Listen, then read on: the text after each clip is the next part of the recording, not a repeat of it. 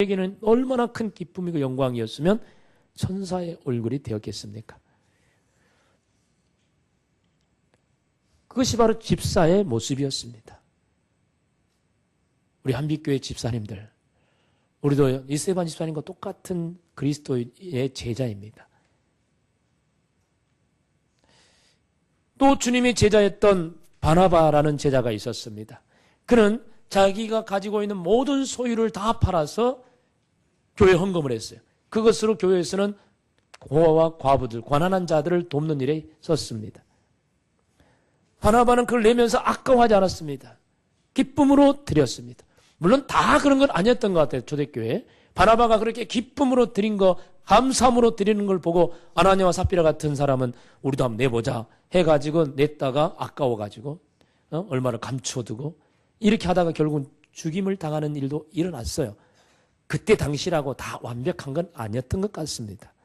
그러나 많은 그리스도인들이 자신들의 소유를 아낌없이 내어놓는 일을 힘써 했던 것입니다. 즐거움으로 했어요. 그리고 그들은 일주일에 한 번 주일날 모여가지고 예배 드리는 거 그걸로 만족하지 않았습니다. 그들은 매일 성전에 모여서 기도하며 예배하며 떡을 떼며 음식을 나눠 먹고 교제하는 이런 생활을 했습니다. 그게 바로 하나의 초대교회 믿음의 교회 공동체의 모습이었어요. 바로 예수님의 제자들의 삶의 모습이었어요. 그들은 그것이 너무 행복했어요. 누가 매일 오라 하지도 않았는데도 기쁨으로 교회 가는 거예요. 즐거움으로 교회 가는 거예요. 행복함으로 가는 거예요. 그래서 모여서 기도하고 모여서 예배하고 모여서 함께 음식을 나눠 먹고 교제하는 것이, 성도와의 교제를 나누는 것이 그들에게는 너무나 큰 기쁨이었어요. 우리는 그들 모습 속에서 주님의 제자된 증거들을 분명히 찾아볼 수가 있습니다. 그들은 그렇게 사는 것이 그 당시의 세상 사람들에게 눈에는 아주 특이하게 보였어요. 그들과는 너무나 색다른 모습으로 살았고 그들과는 너무나 거룩한 세계에 살아가는 삶의 모습들을 보았어요. 그들은 자기를 위해서 한 푼도 내놓기를 아까워하는 사람들이었지만 이들은 아낌없이 내어놓고 이거 너무나 그들과는 달랐어요. 가만 보니까 그들은 예수를 따르는 자들이었어요. 그래서 모든 세상 믿지 않는 자들이, 특히 안디옥 지역에 있는 사람들이 처음에 뭐라고 불렀냐면 교회 다니는 사람들을 그리스도인이라 불렀어요. 저들은 그리스도인이다. 우리가 지금 요즘 그리스도인이라고 하죠. 이건 우리 교회에서 붙인 게 아니에요. 불신자들이 그 당시에 예수 믿는 사람들을 향하여 붙인 이름이 그리스도인이라는 거예요. 이 그리스도인이라는 말은 뜻이 말하면 그리스도에게 속한 사람들, 그리스도의 사람들, 나아가서 그리스도의 제자들이다. 그런 의미가 있는 것입니다. 세상 사람들이 예수를 믿지 않는 자들이 믿는 자를 향하여서 이러한 칭호를 붙여줬어요. 저들은 그리스도의 제자들이다. 우리들은 이 세상에 살아가면서 세상 사람들로부터 어떤 칭호를 받습니까? 진정 우리들도 예수 그리스도를 믿는 자요, 예수 그리스도의 제자임에 분명한데도 우리들은 세상 사람들로부터 과연 저들은 예수의 제자가 맞다, 이렇게 우리가 인정을 받고 살고 있습니까? 진정 우리들은 예수의 제자된 증거가 우리 삶에서 나타나고 있습니까? 하나님께서도 우리를 보시면서 너는 진정 나의 제자라고 인정할 수 있겠습니까? 안타깝게도 우리는 그런 모습을 많이 보이지 못하고 있습니다. 나는 예수의 제자의 신분은 가지고 있지만 그 신분에 걸맞는 능력은 찾아볼 수 없는 빈 껍데기와 같은 그리스도의 모습이 우리 안에 있는 것입니다. 우리들은 불신자들로부터 이런 비난을 받습니다. 나는 예수는 좋아. 참 예수가 가르친 것, 예수가 말한 것, 참 예수는 참 좋아. 그런데 저 예수 믿는 저놈들은 싫어. 도대체 왜 이런 이야기를 들어야 됩니까? 예? 왜 이런 비난을 들어야 됩니까? 오늘날 수많은 예수님의 제자들은 바로 제자의 신분을 망각한 채 이 세상 속에서 불신자들과 똑같은 모습으로 살아갑니다. 직장에서도 저 사람이 도대체 예수의 제자인지 불신자인지 구분이 안 가요. 말하는 것, 행동하는 것, 직장생활 하는 것이 다를 바 없거든요. 똑같이 게으르고 똑같이 농땡이 돈 사투리 죄송합니다. 이 농땡이를 말해. 똑같이 그렇게 하고 믿는 사람과 똑같아. 똑같이 등쳐먹고 똑같이 이기적이고 안 믿는 사람이 그런 건 이해를 한다 할지라. 그러니까 예수의 제자인 우리가 과연 어떤 모습으로 직장생활하고 사회생활을 할 것인가, 이웃과의 관계에서 어떻게 해야 할 것인가. 불신자들이 볼 때 저 사람 교회 다닌다고 하더니 우리하고는 좀 다르구나. 저 사람 예수 믿는 사람, 저 사람 예수 제자, 좀 속된 말로 예수쟁이 맞구나. 뭔가 이런 구별된 모습이 보여가지고 그들이 우리를 보고 그렇게 인정할 수 있는 진정 예수의 제자가 돼야 될 것인데, 내나 우리나 그리나 똑같은 가치관을 가지고 그들이 좋아하는 것 똑같이 좋아하고, 그들이 추구하는 것 똑같이 추구하고, 그들이 원하는 것 똑같이 원하고, 그들이 가르치는 자식 교육 방법 똑같이 가르치고, 그들이 돈 버는 방법으로 똑같이 우리도 돈 벌고, 뭐 다를 게 하나도 없는 거예요. 그러니 뭐가 구별이 되고 그들이 어찌 우리를 그리스도의 제자라 인정할 수 있겠습니까? 우리는 이제 정말 제자가 아닌 종교인으로 전락하고 만 것입니다. 그저 일요일 되면 성경책 들고 교회 가는 종교인, 하나의 예배는 의식으로 끝내고 가려버린, 어떠한 영향력도 그에게 미치지 않는 제자가 아닌 종교인이 되고 말았어요. 세상을 변화시키는 능력 있는 제자가 아니라 세상을 개혁하라고 주님이 우리에게 복음을 주셨고 능력의 복음을 주셨는데 우리는 그것을 사용하지를 못하고 오히려 세상 사람들로부터 비난과 조롱을 받으며 오히려 우리 예수쟁이들이, 오히려 교회 다니는 우리가 개혁의 대상이 되고 있어요. 우리가 저들을 개혁해야 할 것인데 그들이 우리에게 개혁을 해야 할 사람들로 바라보고 있어요. 이게 어찌 참 부끄러운 일이 아니겠습니까? 그렇다면 우리가 이 세상을 향해서 나는 주님의 제자입니다 라고 분명히 드러낼 수 있는 증거가 무엇이겠습니까? 모든 사람들이 우리를 보고 당신 정말 예수 제자 맞다라고 인정할 수 있는 것, 우리도 그들 앞에 당당하게 나 예수의 제자라고 보여줄 수 있는 증거, 그것을 무엇이라고 할 수 있겠습니까? 오늘 주님께서는 이렇게 말씀하십니다. 34절 35절을 우리 한번 같이 읽어보도록 하겠습니다. 새 계명을 너희에게 주노니 서로 사랑하라. 내가 너희를 사랑한 것 같이 너희도 서로 사랑하라. 너희가 서로 사랑하면 이로써 모든 사람이 너희가 내 제자인 줄 알리라. 우리가 주님의 제자인 증거, 제자 된 증거는 뭐냐 하면 서로 사랑하는 것입니다. 사랑하는 모습을 보고 저 사람들은 정말 주님의 제자이구나, 모두가 그렇게 알게 된다고 오늘 주님이 말씀하고 있습니다. 그런데 오늘 주님께서는 서로 사랑하라면서 이것을 새 계명이라고 말하고 있습니다. 내가 너에게 새 계명을 주노니. 근데 새 계명이 있다는 말은 결국은 옛 계명도 있다는 거죠. 그럼 옛 계명은 뭘까요? 옛 계명은 구약에 나와 있는 계명인데 그것을 우리는 십계명이라고 말할 수 있습니다. 십계명을 예수님께서는 이렇게 정리를 했어요. 두 가지로 정리했어요. 마태복음 22장 37절 이하에 보니까 두 가지로 정리했는데, 하나는 네 마음을 다하고 목숨을 다하고 뜻을 다하여 주 너의 누구를 사랑하라? 하나님을 사랑하라. 이것이 크고 첫째 되는 계명이고, 또 하나는 뭐냐? 두 번째는 네 이웃을 네 자신과 같이 사랑하라 하셨으니 이것이 바로 둘째 계명이라고 했어요. 사랑의 계명입니다. 위로는 하나님을 사랑하고 옆으로는 이웃을 사랑하는 것. 이것이 바로 하나님이 우리에게 명하신 계명입니다. 꼭 지켜라 하는 계명입니다. 이것을 주님은 옛 계명이라고 하시고 오늘 또 새 계명이라고 하시면서 또 다른 계명을 선포하고 있습니다. 그런데 예수님이 말씀하신 이 새 계명이라는 걸 가만히 보면은 내나 똑같아요. 너 서로 사랑해라는 거예요. 사랑의 계명이에요. 똑같이 사랑을 하는 건데 왜 예수님은 굳이 새 계명이라고 구별하고 있을까요? 그것은 바로 이 단어 때문입니다. 자, 우리 한번 찾아볼까요? 34절에 다시 한번 34절 읽어봅니다. 새 계명을 너희에게 주노니 서로 사랑하라.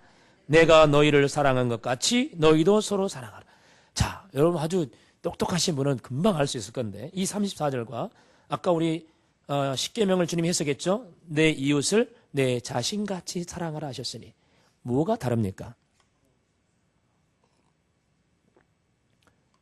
내 이웃이나 또 이웃을, 형제를 사랑하라는 것은 똑같은 의미겠는데. 자, 그러면은 무엇이 다르죠? 주님이 십계명을 정리할 때 말씀하셨던 이웃 사랑은 무엇과 같입니까?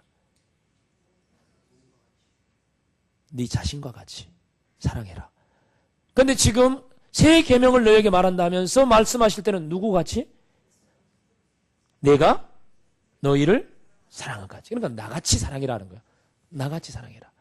이게 다릅니다. 이게 바로 새 계명이에요. 어느 것이 더 어려울까요? 사실 내가 내 자신을 사랑하는 것, 그것같이 다른 사람을 사랑하는 것, 정말 쉽지 않을 것입니다. 왜냐하면 우리 너무 이기적이거든요. 나를 끔찍히도 생각해요. 나를 위해서라면 아낌없이 투자해요. 그런데 다른 사람을 위해 섬긴다는 건 쉽지 않아요. 저도 맨날 우리 아내한테 욕먹어요. 자기를 위해서는 많이 투자한대요. 뭐 옷 사는 것도 네가 다 내가 알아서 사고, 뭐 한다고 책 산 것도 다 자기가 필요한 거 다 사고, 그러면서 자기를 위해서는 투자를 안 해준다고 맨날 뭐라 그래요.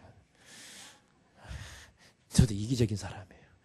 나를 위해서는 아낌없이 투자하는데 내 가장 가까운 아내를 위해서는 한 푼 쓰는 게 왠지 아깝진 않은데, 사실은 아깝지는 않는데 아깝지는 않는데 왠지 마음이 그까지 안 가는 거예요. 그냥 자기가 알아서 사겠지 뭐 이런 식이에요. 알아서 사겠지. 하도 그래가지고 이제는 옷을 사러 가면은 이제 아내 것도 먼저 삽니다.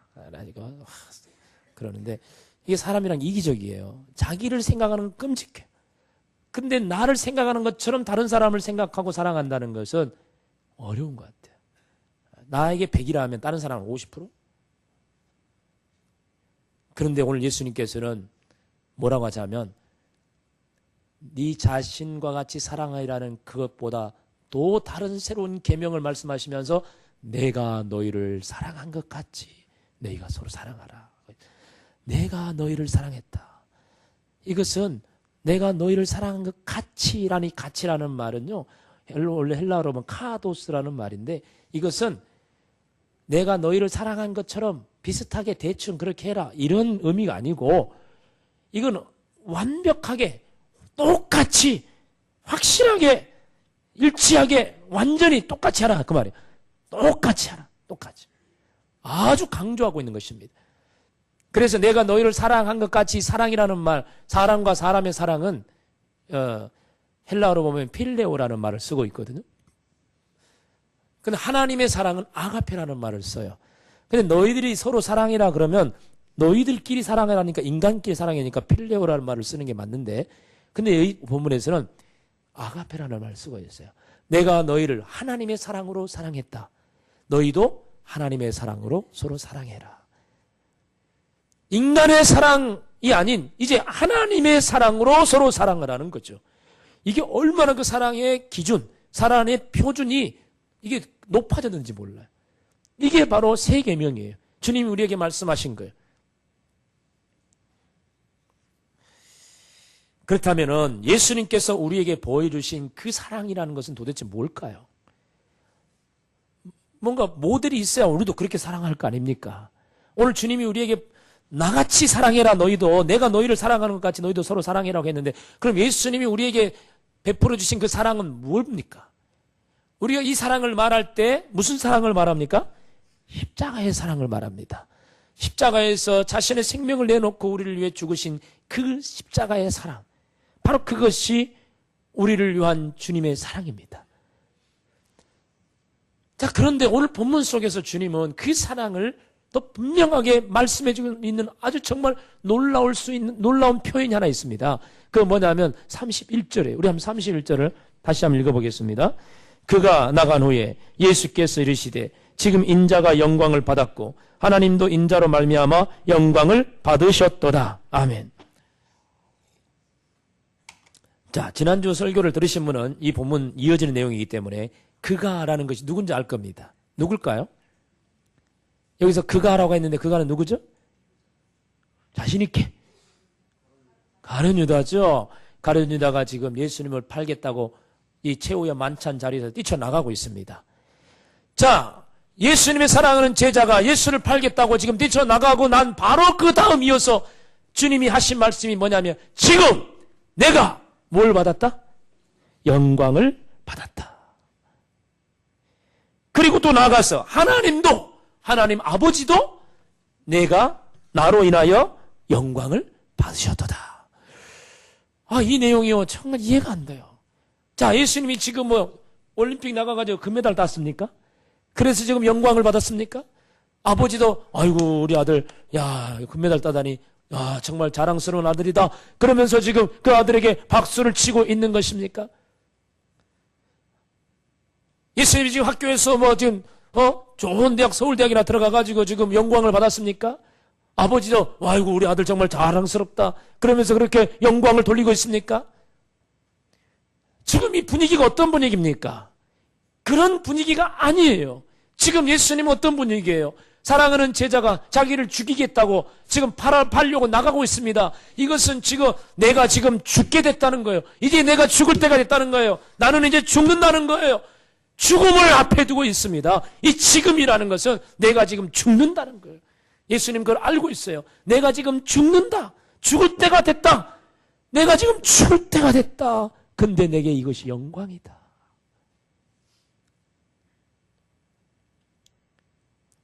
이게 내게 영광이다. 하나님도 우리 아들이 죽으니까 영광이다. 우리 아들이 죽는구나. 영광스럽다. 이게 말이 안 되는 것 같아요. 이해가 안 돼요. 이게 바로 하나님의 이해할 수 없는 사랑이에요. 사실 나라를 위해서 전쟁을 하다가 싸우다가 죽으면 영광스러운 죽음이라고 말할 수 있습니다. 그래요. 그렇게 죽는 건 또 죽으면 영광스러울 수 있어요. 아버지도 자식이 나라를 구하기 위해서 죽었다면 아이고 우리 아들 자랑스럽다 말할 수 있을 거예요. 죽음도 그런 죽음이라면 영광을 받을 수 있을 겁니다. 그런데 지금 예수님은 무엇을 위해 죽습니까? 죄인을 위해 죽습니다. 세상 사람들이 아무도 거들떠보지 않는 죄인들. 근데 그들이 예수님께 고마워라도 하고 있습니까? 아니에요. 예수님의 제자라는 사람은 예수를 지금 팔아버리고 있습니다. 예수를 팔려고 나가는 그를 위해 죽고 또 예수를 향하여 돌을 던지고 십자가의 관을 쓰고 조롱하고 핍박하는 그런 무리들을 위해 죽습니다. 우상을 섬기며 하나님을 모독하고 대적하는 바로 그런 죄인들을 위하여 예수님이 죽습니다.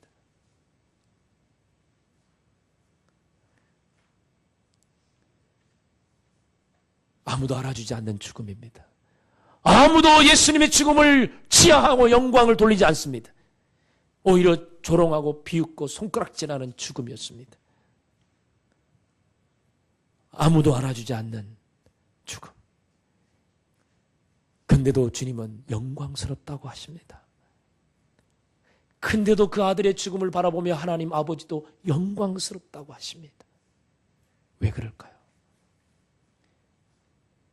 바로 그 죄인을 사랑하시기 때문입니다. 사랑하는 자를 위하여 자신의 생명을 내어놓는 이것이 영광인 것입니다. 여러분의 자식이 아무리 못난 자식이라도 부모된 자로서 그 자식을 위해 생명을 내어놓는 부모라면 영광스러운 죽음입니다. 왜 부모가 자식을 위해 죽습니까? 사랑하기 때문이죠. 사랑하는 자를 위해서 내 목숨을 내어놓는 것이라면 이 어찌 영광스러운 것이 아니겠습니까? 그래서 로마서 5장 8절에 말씀합니다. 우리가 아직 죄인 되었을 때, 우리가 너무나 악한 죄인이 되어 있을 때 그리스도께서 우리를 위하여 죽으심으로 하나님께서 우리에게 대한 자기의 사랑을 확증하셨다. 사랑하는 성도 여러분, 이제 우리들도 주님과 같은 사랑으로 서로 사랑을 해야 할 것입니다. 주님의 이처럼 놀라운 사랑으로 우리도 서로를 사랑해야 할 것입니다. 주님의 이처럼 희생적인 사랑으로 주님의 믿음의 공동체인 교회를 사랑해야 할 것입니다. 주님이 말씀하셨어요. 내가 너희를 사랑한 것 같이. 비록 너희들이 죄인이었고 비록 너희들은 정말 땅에서 죽어 심판받아 마땅할 악한 자들이었지만 나를 미워하고 나를 대적하고 나를 믿지도 않는 자들이지만 그래도 나는 너희를 위해 죽는다. 왜냐하면 내가 너희를 사랑하기 때문이다. 너희를 사랑하여 내 목숨을 내어놓듯이 너희도 너희 자신의 목숨을 내어놓고 서로 사랑해라. 사랑해라. 내가 너희에게 이 사랑의 본을 보였노니 너희도 이제 나와 같이 사랑하라. 너희 서로 사랑해라. 너희 교회를 사랑해라. 하나님을 그렇게 사랑하라. 주님이 말씀하십니다. 이것이 바로 주님이 우리에게 말씀하신 새 계명이요, 우리가 반드시 지켜야 할 계명이요, 예수의 제자된 제자로서 보여주어야 할 증거인 것입니다. 사랑은 어떻게 해야 됩니까? 로마서 3장 16절 이하에 요한일서 3장 16절 이하에 보니까 이렇게 말씀합니다. 우리 화면에 나온 걸 보고 한번 읽어보도록 하겠습니다. 그가 우리를 위하여 목숨을 버리셨으니 우리가 이로써 사랑을 알고 우리도 형제들을 위하여 목숨을 버리는 것이 마땅하니라. 누가 이 세상의 재물을 가지고 형제의 궁핍함을 보고도 도와줄 마음을 닫으면 하나님의 사랑이 어찌 그 속에 거하겠느냐. 자녀들아, 다시 한번, 자녀들아, 우리가 말과 혀로만 사랑하지 말고 행함과 진실함으로 하자. 그렇습니다. 예수님처럼 사랑하기 위해서는 말과 입술로만 해서는 안 됩니다. 물론 말도 안 하는 사람이 있습니다. 부부 평생 같이 살아도 사랑해 여보 한마디 못한 사람이 있다 하더라고요. 내 마음은 사랑해요. 네. 그렇지만 말을 못하면, 사랑을 못하면 안 되겠죠. 사랑합니다. 사랑합니다. 표현할 수 있어야 되겠죠. 근데 말로만 해서는 안 된다고 하십니다. 그 말이 진심인 것이 증명될 수 있는 건 뭐냐면 행함입니다. 내가 당신을 사랑합니다. 그 사랑이 진심입니까? 사랑을 보여주세요. 당신이 나를 사랑한다고 하셨습니까? 그 사랑을 보여주세요. 행동으로 보여줘야 합니다. 모두가 느낄 수 있는 사랑을 보여줘야 합니다. 행함과 진실함의 사랑입니다. 여러분, 하나님을 사랑하십니까? 정말 사랑한다고 고백하십니까? 그렇다면 하나님을 사랑하는 증거를 보여주십시오. 행함으로 보여주십시오. 행함으로 보여주십시오. 여러분이 하나님을 사랑하는 증거를 행함으로 보여주십시오. 여러분, 교회를 사랑하십니까? 주님의 피 묻은 교회, 주님이 목숨 바쳐 세우신 이 교회, 여러분을 사랑하십니까? 행함으로 보여주십시오. 행함으로 보여주십시오. 여러분, 여러분의 형제 자매를 사랑하십니까? 정말 사랑하십니까? 말이 아니라 진심으로 사랑합니까? 가식적이 아닙니까? 그러면 뭔가 그가 느낄 수 있을 만큼 행함으로 보여주십시오. 그래야 그 사랑이 진짜 사랑입니다. 근데 행함으로 보여주는 것은 결코 쉬운 일이 아닙니다. 행함으로 보여주는 데는 반드시 뭐가 따르냐면 자기 희생이 따르게 되어 있습니다. 희생 없는 행함은 아무것도 없습니다. 내 시간을 희생해야 됩니다. 외로워하는 셀 가족이 있으면 내 시간을 내어서, 피곤하고 자고 싶지만 내 시간을 내어 그를 찾아가 함께 지내주는 희생이 필요합니다. 주님의 교회가 물질이 필요할 때 내가 가진 물질도 기꺼이 내어놓는 희생을 통하여 내가 주님의 교회를 사랑하는 사랑을 보여줄 수 있습니다. 내가 하나님을 사랑하십니까? 하나님을 정말 사랑합니까? 그렇다면 여러분들이 지금이나 내년이나 후년이나 지속적으로 주의 교회를 섬기며 봉사하며 섬기는, 주님이 내게 주신 사명을 순종하며 나아가는 그런 삶을 통해, 희생적인 삶을 통해 우리는 주님을 사랑하는 걸 보여줄 수 있습니다. 주님이 우리를 위해 생명 내어놓고 사랑해 주셨듯이 우리도 주님처럼 내 것을 희생하며 사랑하고 실천해야 하는 것입니다. 그럴 때 그런 우리의 모습을 보며 많은 사람들이 저 사람 진짜 주님의 제자구나 인정하고, 하나님도 우리를 보시고 너는 정말 내 제자라 인정할 수 있지 않겠습니까? 베드로는 주님을 사랑했습니다. 너무너무 사랑했어요.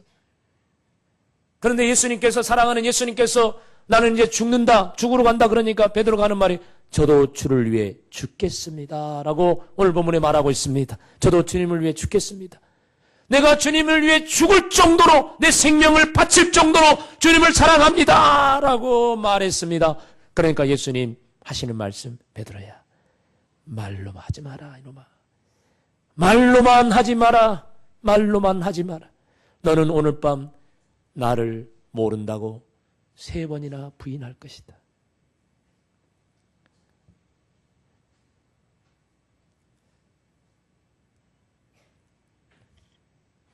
말로만 하면 안 됩니다.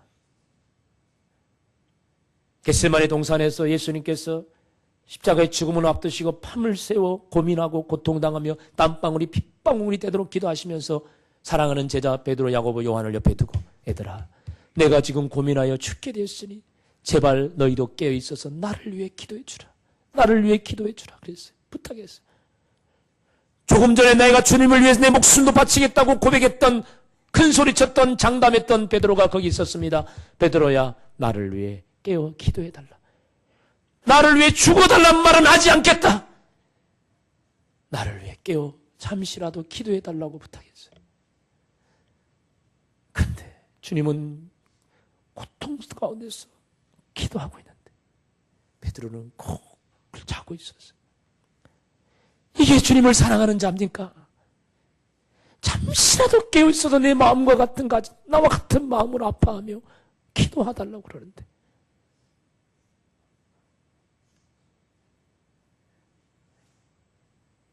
여러분 저를 사랑하시죠? 괜히 민망하네요. 대답하는 겁니다. 사랑한 줄 압니다.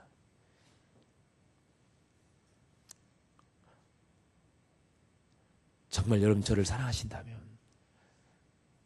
여러분 기도하실 때, 아니 하루에 10분씩이라도 저를 위해 기도해 주세요.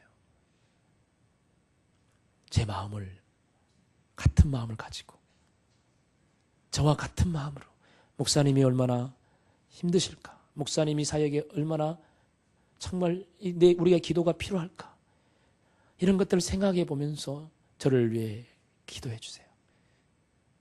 그러면 진짜 여러분이 저를 사랑하는 것이 되는 겁니다. 교회를 사랑하십니까? 우리 한빛교회가 부흥하기를 원하십니까? 성장하기 원합니까? 그렇다면 한 명이라도 전도해 보세요. 그것이 여러분이 교회의 성장, 교회 사랑의 증거인 것입니다. 우리 교회가 이 지역을 세우고 나라, 세계, 민족을 복음하는 힘있는 교회로 세워지기 원합니까? 우리 다음 세대들이 지금 우리 환경보다 더 나은 환경 속에서 주님을 섬기며 세계 복음화를 위해 힘써 달려가는 그런 우리 교회 다음 세대들이 되기를 원하십니까? 그러면 지금 이 순간 여러분의 물질을 드려야 됩니다. 우리가 지금 부지구이부헌금을 위해서 작정하고 있는데, 그래, 내가 내 자신의 물질을 희생함을 통해, 내어 드림을 통해 내가 주님의 교회를 사랑하고 주님을 사랑하는 증거를 보이죠. 행함을 통해서. 그런데 그것이 아깝고 괴롭고 속상하고 슬픈 것이 아니라, 시험이 드는 것이 아니라, 오늘 예수님이 죄인들을 위해 죽으시는 것을 생각하며 무엇이라고 여겼다고요? 영광으로 여겼듯이 내가 주의 교회를 위해, 성도들을 사랑하고 섬기는 일을 위해 내 자신의 것을 내어놓고 희생하며 내 목숨까지도 내어놓는다 할지라도 이것이 나에게는 영광입니다. 영광입니다. 행복입니다. 감사합니다. 즐거움입니다. 진정 이런 마음으로 우리가 이 사랑을 보여줌으로 진정 주의 제자된 증거를 드러내며 살아가는 성도 여러분 되시기를 주의 이름으로 축원합니다. 이 시간 우리 함께 찬양하며 기도하기를 원합니다.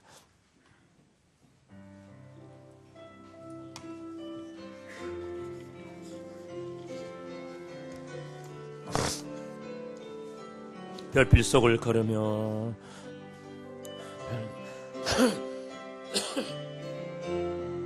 수많은 별보다 더욱 크신 은혜라. 가사를 생각하며 정말 주님의 사랑을 생각하며 부릅니다.